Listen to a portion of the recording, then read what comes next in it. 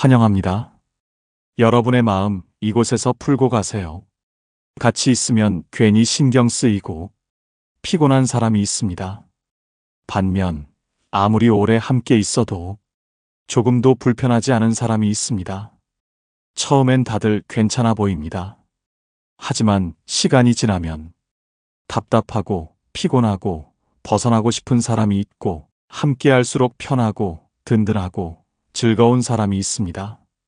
이 차이를 모르면 쓸데없는 인간관계에 에너지를 낭비하게 됩니다.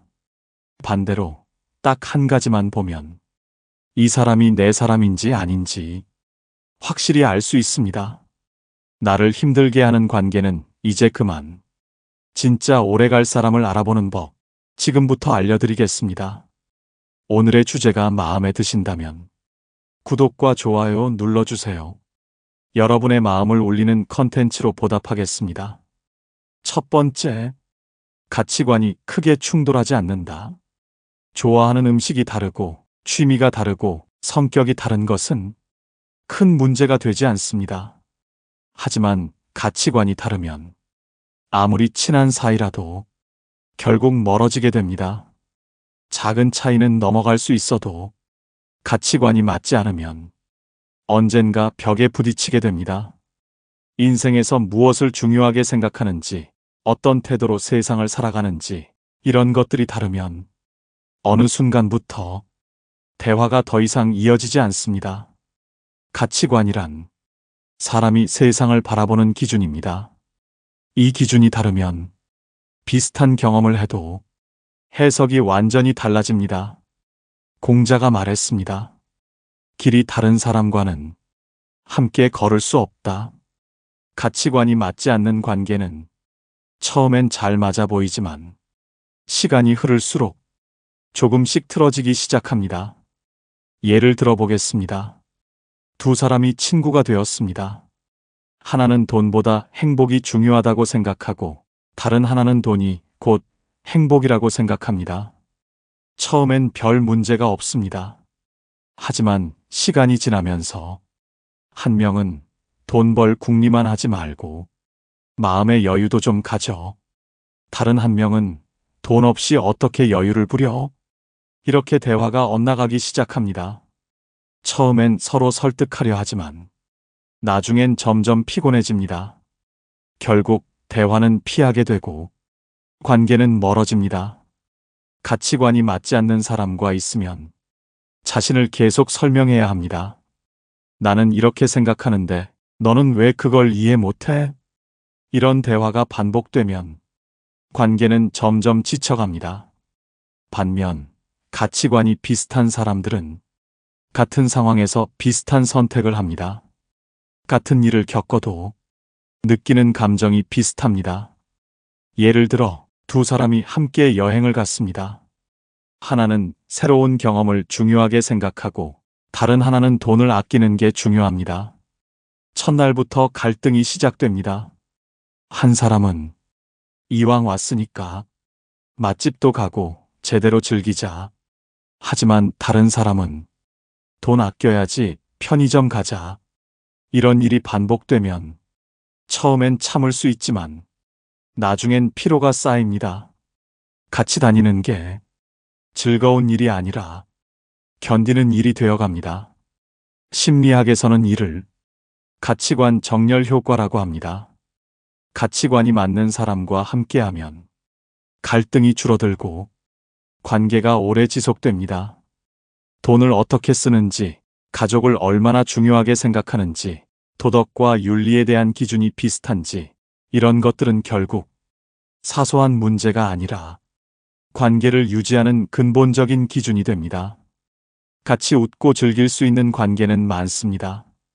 하지만 인생의 중요한 순간마다 같은 방향을 보고 있는 사람은 그리 많지 않습니다.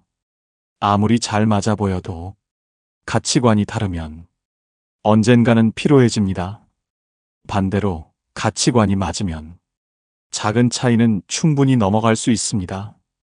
같은 방향을 바라볼 수 있는 사람, 삶을 살아가는 태도가 비슷한 사람, 그 사람이 바로 진짜 내 사람입니다. 두 번째, 같은 상황에서 비슷한 감정을 느낀다. 같은 장면을 보고도 어떤 사람은 감동하고 어떤 사람은 시시하다고 합니다. 같은 이야기를 들어도 어떤 사람은 공감하고 어떤 사람은 그게 왜 합니다. 이 차이가 쌓이면 관계는 점점 어긋나기 시작합니다. 가장 확실한 순간은 내가 힘들 때입니다. 내 감정을 이해해 주는지 아니면 대수롭지 않게 넘기는지. 어떤 사람은 말합니다. 그럴 수도 있지. 별일도 아닌데. 하지만 나에겐 별일입니다. 이런 순간이 반복되면 더 이상 감정을 나누고 싶지 않습니다. 나중엔 차라리 혼자 있는 게 편해집니다. 해밍웨이는 말했습니다. 공감할 수 없는 사람과의 대화는 고독보다 더 외롭다. 같은 상황에서 비슷한 감정을 느끼는 사람과 함께하면 말이 없어도 위로가 됩니다. 심리학에서는 이를 감정 공명이라고 합니다. 쉽게 말해 내가 느끼는 감정을 상대도 비슷하게 느낀다는 뜻입니다. 예를 들어보겠습니다. 한 여자가 감동적인 영화를 봅니다. 눈물이 핑 돕니다. 옆에 있던 남자가 말합니다. 뭐야, 이게 왜 슬퍼? 그 순간 감정이 확 깨집니다. 같은 장면을 보고도 느낌이 너무 다릅니다. 반면 다른 날, 친구와 같은 영화를 봤습니다. 둘 다 울컥합니다. 서로 한마디도 안 했지만 같은 감정을 느끼고 있음을 압니다. 이 차이가 중요합니다. 감정을 나누지 못하면 결국 관계도 깊어질 수 없습니다. 같은 곳에서 웃고, 같은 곳에서 감동하고, 같은 곳에서 분노할 수 있는 사람. 이런 사람과 함께하면 대화가 편안하고 관계도 자연스럽게 깊어집니다. 같은 감정을 공유한다는 것은 삶을 바라보는 시선이 비슷하다는 뜻입니다. 삶을 바라보는 시선이 비슷한 사람과는 함께 있을 때 부담이 없습니다. 이런 관계는 오래가고 흔들리지 않습니다. 감정을 이해해주지 않는 사람에게 억지로 설명해야 하는 관계는 결국 지칠 수밖에 없습니다. 하지만 같은 감정을 느끼는 사람과는 굳이 설명하지 않아도 됩니다. 그냥 눈빛만 봐도 압니다. 그런 사람이 곁에 있다면 놓치지 마세요. 그 사람이 바로 진짜 내 사람입니다. 세 번째, 대화 템포가 비슷하다. 말이 빠른 사람과 느릿한 사람은 끝까지 안 맞습니다. 처음엔 괜찮아 보이지만 시간이 지나면 서로 답답해서 미쳐갑니다. 한쪽은 빨리 좀 말해. 다른 쪽은 왜 이렇게 급해? 결국 감정의 골이 깊어집니다. 말이 빨라지면 상대는 재촉당하는 기분이 들고 머릿속이 하얘집니다. 다급해진 나머지 아무 말이나 내뱉게 되고 대화의 본질은 사라집니다. 쇼펜하우어는 말했습니다. 말을 서두르면 진실이 사라지고 그 자리에 조급함만 남는다. 심리학에서는 이를 대화 리듬 불일치라고 합니다. 사소해 보이지만 이것만으로도 관계는 무너집니다. 빨리 말하는 사람은 자신이 끼어들었다는 자각조차 없습니다. 느리게 말하는 사람은 억지로 속도를 맞추려다 점점 말이 줄어듭니다. 처음엔 대화였지만 나중엔 일방적인 통보가 됩니다. 한쪽은 숨이 막히고 한쪽은 속이 터지고 이런 관계 오래가기 어렵습니다. 대화는 템포입니다. 대화의 속도가 다르면 서로 피곤해질 수밖에 없습니다. 서로 말이 끊기지 않고 대화가 자연스럽게 이어지는 사람. 그 사람이 바로 나와 잘 맞는 사람입니다. 말이 잘 통하는 사람과 있으면 머릿속이 맑아지고 대화할수록 편안해집니다. 플라톤은 말했습니다.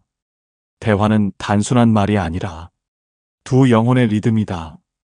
대화가 편한 사람과 함께하면 신뢰가 쌓이고 갈등이 생겨도 쉽게 풀립니다. 대화가 불편한 관계라면 이미 틀린 관계입니다. 말을 할 때 눈치 보지 않아도 되는 사람. 그 사람이 바로 진짜 인연입니다. 네 번째, 유머 코드가 맞는다. 웃음은 가짜가 아닙니다. 억지로 맞출 수도 없습니다. 웃긴데 안 웃기는 척할 수 있어도 안 웃긴 걸 진짜로 웃을 순 없습니다. 그래서 유머 코드가 안 맞으면 그 관계는 결국 삐걱거립니다. 이게 얼마나 중요한지 겪어본 사람은 다 압니다. 어떤 사람과는 같은 장면에서 동시에 웃습니다. 눈만 마주쳐도 피식, 그 순간 말이 필요 없습니다. 반면 어떤 사람은 웃기려고 하는데 전혀 안 웃깁니다. 재미없는데 웃어줘야 하나? 어색한 기류가 흐릅니다. 심리학에서는 이를 유머 공감 불일치라고 합니다. 쉽게 말해, 이 사람과 나는 세상을 바라보는 시각이 다르다는 뜻입니다. 니체는 말했습니다. 같이 웃지 못하는 사람과는 오래 갈 수 없다. 같이 웃을 수 없는 사람과 무슨 이야기를 하고 어떤 감정을 공유하겠습니까? 예를 들어보겠습니다. 남편이 신나서 농담을 합니다. 여보, 나 이제부터 모델 하려고. 아내가 묻습니다. 무슨 모델? 남편이 대답합니다. 돼지갈비 모델. 이때 반응이 두 가지입니다. 첫 번째, 하하, 뭐야, 진짜 바보 같아. 농담이 유치해도 서로 장단을 맞추며 웃습니다. 두 번째, 그게 재밌어? 눈빛이 싸늘해지고 순간 분위기가 묘해집니다. 그때부터 유머는 상대방을 웃기기 위한 게 아니라 그냥 혼자 하는 말이 됩니다. 재미없어도 맞장구 쳐야 하나? 이 고민이 들기 시작하면 이미 그 관계는 삐걱대고 있습니다. 같이 웃을 수 있는 관계는 오래갈 확률이 높습니다. 그 이유는 간단합니다. 유머가 통한다는 것은 감정의 코드가 맞다는 뜻입니다. 감정의 코드가 맞으면 대화가 자연스럽게 이어집니다. 대화가 자연스럽게 이어지면 함께하는 시간이 즐겁습니다. 함께하는 시간이 즐거우면 그 관계는 쉽게 무너지지 않습니다. 억지로 맞출 필요 없는 관계, 눈만 마주쳐도 피식 웃게 되는 관계, 그런 사람이 곁에 있다면 그 사람은 진짜 내 사람입니다. 이게 바로 편한 관계의 핵심입니다. 억지로 맞추지 않아도 되는 관계, 눈만 봐도 피식 웃을 수 있는 관계, 어떤 일이 있어도 서로를 향해 웃을 수 있다면 그 사람은 내 사람입니다. 다섯 번째, 갈등이 생겨도 해결 방식이 비슷하다. 사람과 사람 사이에서 갈등은 피할 수 없습니다. 하지만 중요한 것은 그 갈등을 풀어가는 방식입니다. 어떤 사람은 문제가 생기면 대화로 해결하려 합니다. 어떤 사람은 그냥 참고 넘어가려 합니다. 또 어떤 사람은 화를 내며 감정을 쏟아냅니다. 갈등이 생겼을 때 해결 방식이 맞지 않으면 그 관계는 오래가기 어렵습니다. 한쪽은 대화로 풀고 싶은데 다른 쪽은 피하려고만 하면 결국 상처가 쌓입니다. 한쪽은 조용히 해결하고 싶은데 다른 쪽은 감정을 쏟아내면 그 순간부터 대화가 아니라 감정 싸움이 됩니다. 니체는 말했습니다. 갈등은 피할 수 없다. 그러나 같은 방식으로 풀 수 있다면 그 관계는 오래간다. 어떤 관계든 언젠가 싸우고 다툽니다. 하지만 문제는 다툼이 아닙니다. 싸운 후에 어떻게 해결하느냐가 그 관계의 방향을 결정합니다. 예를 들어보겠습니다. 두 명의 동료가 같은 프로젝트를 진행하고 있습니다. 하나는 꼼꼼한 성격이고 다른 하나는 대충 넘어가는 스타일입니다. 마감일이 다가오는데 대충 하는 쪽이 계속 실수를 합니다. 꼼꼼한 사람은 스트레스를 받고 결국 한마디 합니다. 이거 좀 제대로 확인하고 해줄 수 있어요? 그러자 상대는 그냥 넘어가도 될 문제를 왜 이렇게 예민하게 구는 거예요? 이런 대화가 오가는 순간 두 사람의 관계는 서서히 금이 가기 시작합니다. 갈등을 해결하는 방식이 다르면 결국 둘 중 하나는 참거나 포기하거나 폭발하게 됩니다. 반면 같은 상황에서도 다른 두 동료는 다르게 반응합니다. 한쪽이 이 부분 수정해야 할 것 같아요. 하면 다른 쪽도 그렇네요. 같이 보죠. 하며 문제 해결에 집중합니다.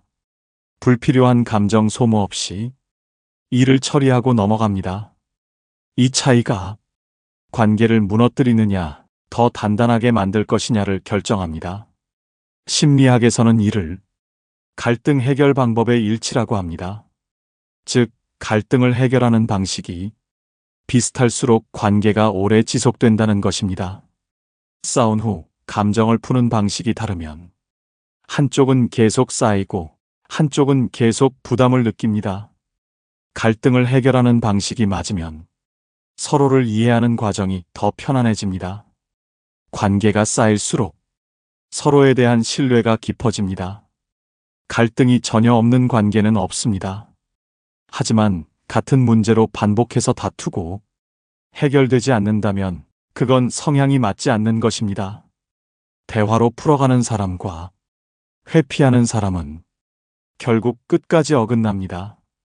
화를 내야 풀리는 사람과 조용히 풀고 싶은 사람은 끝없이 부딪힙니다. 같은 문제로 다투더라도 비슷한 방식으로 해결할 수 있는 사람, 감정이 아닌 이해로 대화를 이어갈 수 있는 사람, 그 사람이 바로 진짜 내 사람입니다. 6번째, 침묵이 어색하지 않다. 어떤 사람과 함께 있으면 말이 끊길 때마다 어색해집니다. 무슨 말이라도 해야 할 것 같고 머릿속에서 대화 주제를 쥐어짜게 됩니다. 하지만 어떤 사람과 함께 있으면 굳이 말을 하지 않아도 편안합니다. 같은 공간에 있어도 부담이 없고 조용해도 불편하지 않습니다. 이 차이가 중요합니다. 침묵이 불편한 관계는 시간이 지날수록 피로감을 줍니다. 반면 침묵이 편한 관계는 그 자체로 안정감을 줍니다. 어떤 사람과 함께 있을 때 대화를 이어가기 위해 애써 노력해야 한다면 그 관계는 아직 어색한 단계에 머물러 있습니다. 혹은 이미 마음이 멀어진 상태일 수도 있습니다. 사람들은 보통 침묵을 불편하게 느낄 때 억지로 말을 만들어냅니다. 상대가 나를 지루해할까봐, 불편해할까봐 괜히 농담을 하거나 쓸데없는 말을 던지기도 합니다. 철학자 장폴 사르트르는 말했습니다. 불안한 관계일수록 침묵이 아니라 소음이 채운다. 같이 있는데도 끊임없이 무언가를 말해야 한다면 그것은 관계가 아니라 서로를 지켜보는 시험일지도 모릅니다. 반대로 침묵이 편한 사람과 함께하면 불필요한 말을 할 필요가 없습니다. 서로 핸드폰을 보고 있어도 각자 할 일을 하고 있어도 아무런 부담이 없습니다. 심리학에서는 이를 정서적 안전감이라고 합니다. 즉, 말을 하지 않아도 상대가 나를 불편해하지 않을 거라는 확신이 있는 관계입니다. 예를 들어보겠습니다. 한 부부가 주말 아침 각자 책을 읽으며 커피를 마십니다. 아무 말 없이 각자 시간을 보내지만 어색하지 않고 오히려 편안합니다. 이런 관계는 서로의 존재만으로도 안정감을 주는 관계입니다. 반면 어떤 부부는 같이 있으면서도 대화를 계속 이어가야 합니다. 말이 끊기면 어색하고 무언가 잘못된 것 같은 기분이 듭니다. 침묵이 불안해지면 그 관계는 이미 틀어지기 시작한 것입니다. 침묵이 불편한 관계에서는 대화를 끊기지 않게 유지하려고 노력해야 합니다. 그 자체가 부담이 되고 결국 상대와 함께하는 것이 점점 피곤해집니다. 하지만 침묵이 편한 사람과는 가만히 있어도 좋습니다. 조용한 순간에도 서로의 존재가 부담이 되지 않습니다. 이런 관계는 진짜 가까운 사이에서만 가능합니다. 서로 신경 쓰지 않고도 편하게 있을 수 있는 사이. 같이 있어도 조용한데 전혀 불편하지 않은 사람. 그 사람이 바로 진짜 내 사람입니다. 마지막으로 여러분께 꼭 드릴 말씀이 있습니다. 우리는 살아가면서 수많은 사람을 만나지만 결국 남는 사람은 많지 않습니다. 부모, 자식, 친구까지 포함해서 진심으로 나를 이해해주는 사람, 딱 3명만 있으면 충분합니다. 누군가와 오래 알고 지냈다고 해서 평생 함께 할 수 있는 건 아닙니다. 하지만 반대로 진짜 내 사람은 시간이 지나도 변하지 않습니다. 애써 맞추지 않아도 편안하고 침묵 속에서도 어색하지 않고 어떤 순간에도 서로를 있는 그대로 받아들일 수 있는 사람. 그런 사람이 곁에 있다면 그게 바로 인생의 가장 큰 복입니다. 너무 많은 관계에 에너지를 쏟지 않아도 괜찮습니다. 진짜 내 사람, 그 몇 명만으로도 삶은 충분히 따뜻해집니다. 여러분 곁에는 그런 사람이 있나요? 그리고 여러분도 누군가에게 그런 사람이 되어주고 있나요? 살면서 나를 알아주는 단세의 사람, 그 사람들과 함께라면 그것만으로도 인생은 충분히 아름답습니다. 여러분 곁에는 이런 사람이 있나요? 그 소중한 인연이 있다면 댓글로 소개해 주세요. 여러분의 이야기가 누군가에게 따뜻한 위로가 되고 더 좋은 관계를 맺는 작은 계기가 될지도 모릅니다. 오늘 영상이 도움이 되셨다면 소중한 분들께 공유해 주시고 구독과 좋아요로 저를 응원해 주세요. 여러분과의 소중한 연결이 저에게 큰 힘이 됩니다. 오늘도 행복 가득한 하루 되세요. 이상으로 마음 풀고 가세요 였습니다.